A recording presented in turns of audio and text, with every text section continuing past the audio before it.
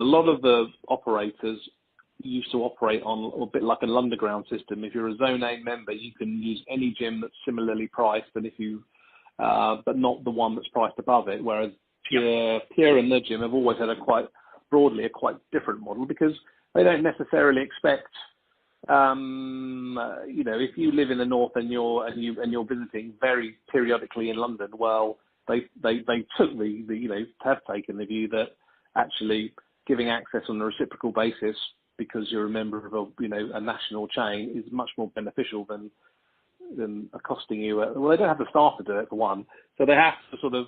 You need a model that's inclusive, and there's a lot to be said for all of that. And of course, they can manage the yielding by just proximity of where people actually live, and they'll use that as their principle. And that's what most of the full service operators do in any event. If there's a natural pattern of usage that's changing, then they will either put an offer to that particular member, or they'll have your black pass, if you like, that gives you that wider use. But I think I'm convinced on a lot of this. Most of these are almost free benefits for the member of reciprocal usage. When you actually look at the detail as to where where members generally train and use, reciprocal usage, possibly anywhere else other than London, is almost negligible. It's nice to have. It's only London really where it makes a bit of a difference. But it does, even in London. Unless you've got a premium asset, and you don't typically find it in the low cost because that's not their model.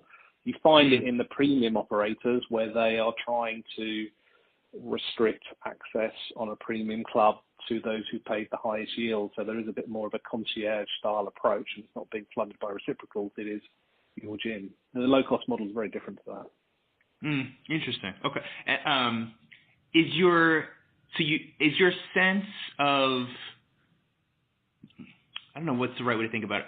I guess the question I have is around this reciprocal model, which obviously sounds like it's new. It sounds like it obviously has more value to someone who's in London. It also sounds like it would potentially have more value to someone in the premium end more than the low-cost end for all the reasons you just outlined. But if over what timeline, I guess, would you expect, or do you think I should judge the likely success of that? So in other words, would you expect it to whatever number it ends up plateauing at, is that likely to be kind of like a slow, steady build, or do you think it would get there very quickly? So I'll know within 2 years kind of what's the potential of that particular program. Do you have an opinion on that? Well, you could try. I mean, you can. Yes, I think you'd know within the first 12 months, because this is given the speed of attrition and churn and acquisition of members, you'd see the benefits within quite a short period of time, because you're only measuring, and largely you're going to measure it from your yielding up of your new members, and those. I mean, that's really the measuring point, and how long they stay. So you've got two obvious measures. I mean, they're all the gym measures. It's length of stay and yield they pay. So two of the three holy pillars of gym revenue. So I think you could easily track that. I mean, that is the beauty of most gym businesses, is they've got very clear,